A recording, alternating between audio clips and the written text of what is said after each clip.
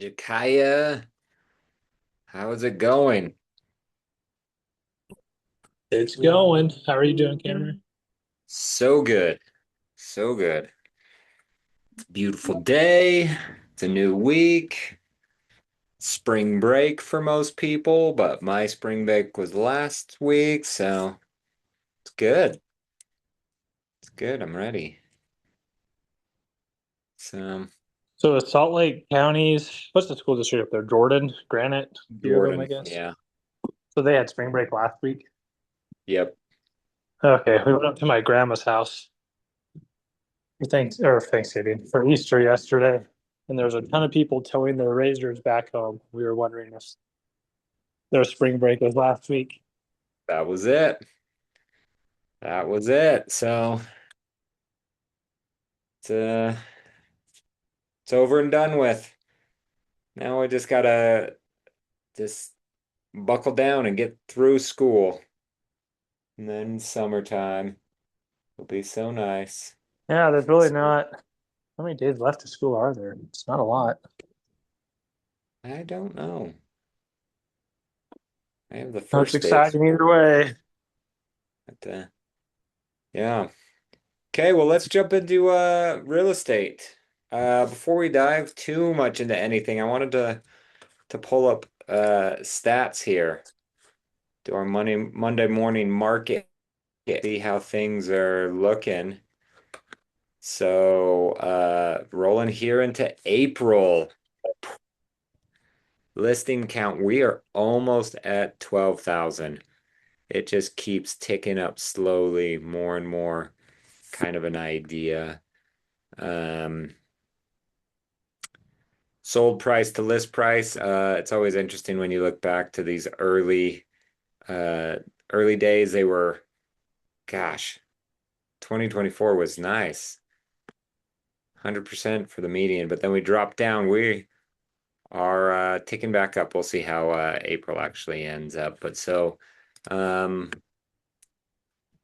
this is a deeper dive into the median here, but we are jumping up so far here for April median sold price. So we ended March at 516 for the state, and we're jumping to 531 so far. We'll see how that goes with some more data as we're going. List to sold price. Again, we ended March here at 96.8%, so almost 97%. Uh, and we're a little above that now. So it looks like we're like 2.5% uh, from where you list to where it ends up closing, So when kind of an that's idea. going up, is that because people are pricing their homes more effectively, or do you think it's just more and more of a seller turning into more of a seller's market?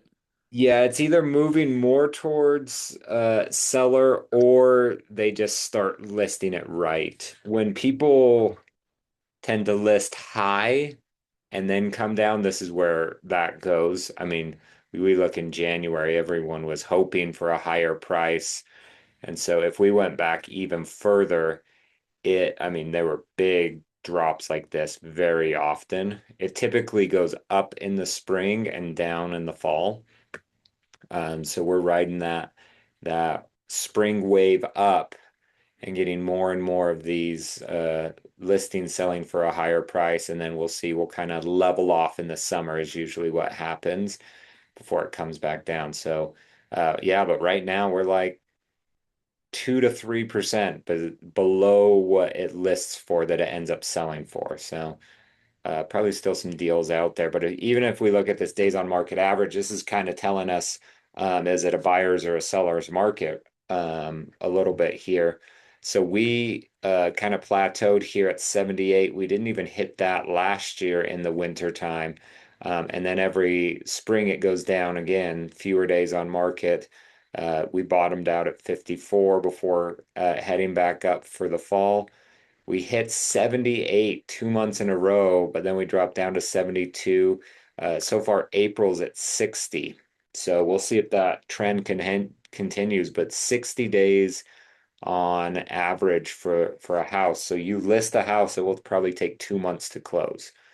Now, remember, these are averages. So there's going to be a house that sells in 120 days and a house that sells in one, kind of an idea right now. So this doesn't mean that your buyers can just sleep on a house and keep waiting and waiting and waiting to see what happens.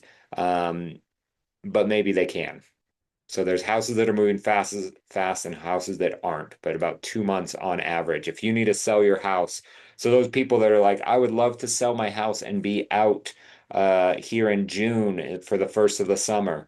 Well, the 60 days puts us in June, another 30 days under contract. We're in July.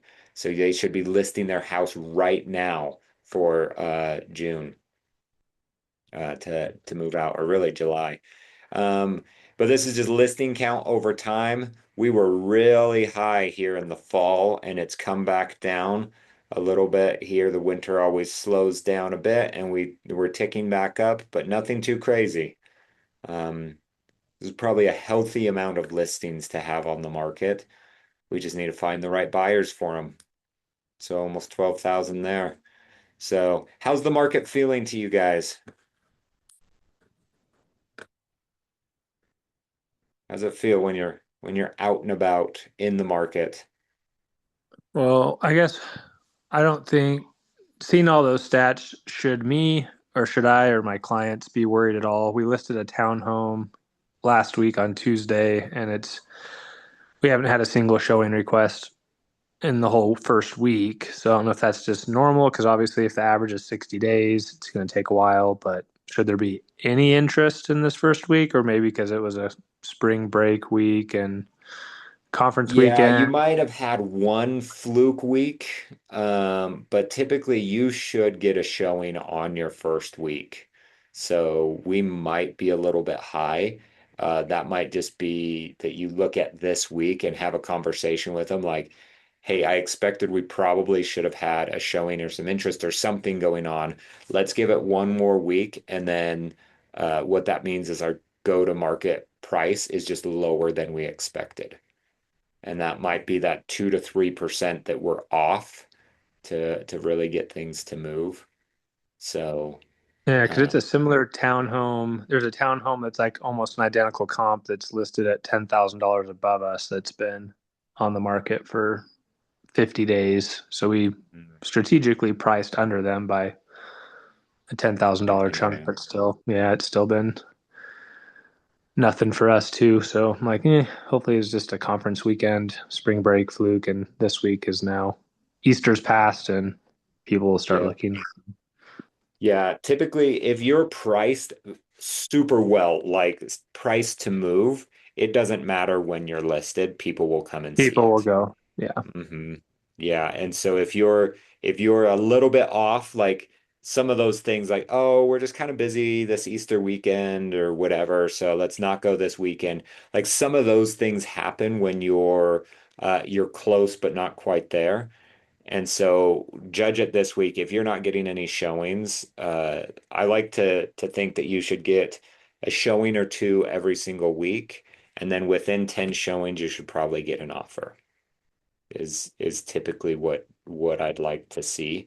And so if we're getting a lot of showings and no offers, it's when they show up, something's a disconnect.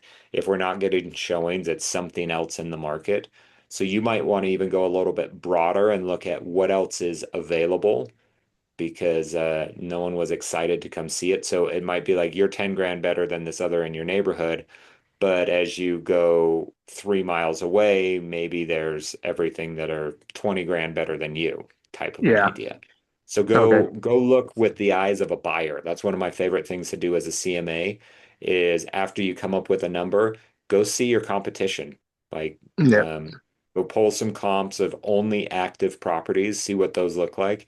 And then you can also go and see those properties. You can take your sellers to go see properties. That's an okay thing to do. So if you need help getting a price reduction, be like, hey, you know what? What are you guys doing this afternoon? Let's go see some of our competition and how we're stacking up to see if that will help them change price. Because if you can price a house right, it will sell, even in the worst market. After The other 2008, about 30% of listings sold. The other 70% expired or canceled. They just did not sell. And Oh, so that's in our one crazy. of our worst markets, it was 30%, one in three. And so back then it used to be how do you become the one out of the three that was going to sell? I don't know what we're at right now. I I think that we're a lot better than that. I'd have to dive into the stats to see exactly what we are. But my gut's telling me it's probably two out of three or one out of two type of an idea. 50 to 60% feels right to me. So it'd be interesting to pull that stat. But you just need to be the best one to sell. Beat your competition, right? You don't have to be the fastest. You just have to be faster than your friends if a bear is chasing you, type of an That's idea. right. Yep. Yep. Okay, so we are in this awesome week number 15. So I'm curious, what is one thing that you guys are going to do this week to move your business forward? Jakaya, you've been the loudest, so you get to go first. What is your one commitment for this week? I am going to work hard at getting another listing. One more listing. Okay, I love it. Put someone in mind, make some calls, go door knock, do your thing, Jakaya. You got this. Will do. Uh, okay. Johan or Erica, what's your one thing you're gonna do this week to move your business forward?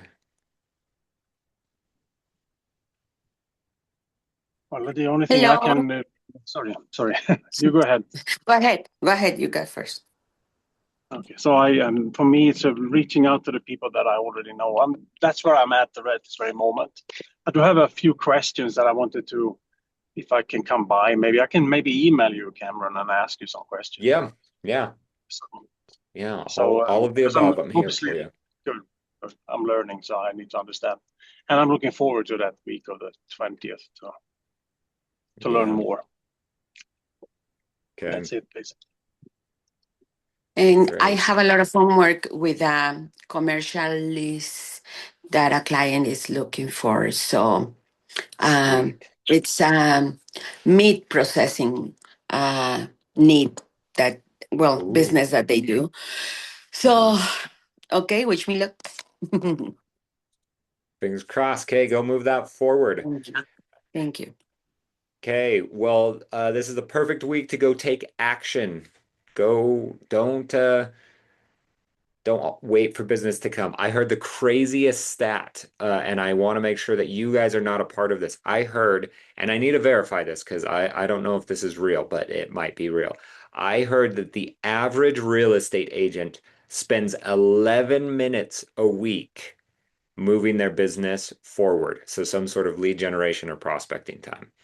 And I didn't believe it. If you told me a day, that kind of feels right. I don't think enough agents are doing enough prospecting or marketing. But 11 minutes, even if it's a day, that is not enough to move your business forward. Gary Keller says 3 hours. And I know that that's difficult for a lot of people in a lot of circumstances. You run out of things to do and everything.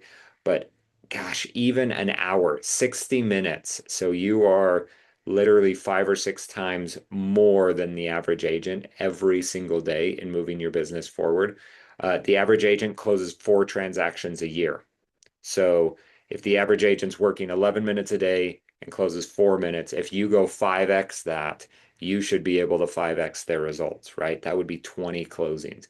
That's like $250,000 that you can make. Oh, I love Is that how that stat. adds up. That's a very inspiring thing, actually. Awesome. I like it. Yeah. So go be better than average because you guys are awesome. So uh, this week, in terms of your sphere of influence, we are on B and E. So call who are my B's? I can't even think of a B last name. Bellatrix. That's a Harry Potter character. Belichick. People Belichick. He has money. Belichick, yeah. Ooh, go call Bill Belichick. That's a good one. And then E, I have some Edwards. I know. So call those B's and E's this week, everyone that you can think of.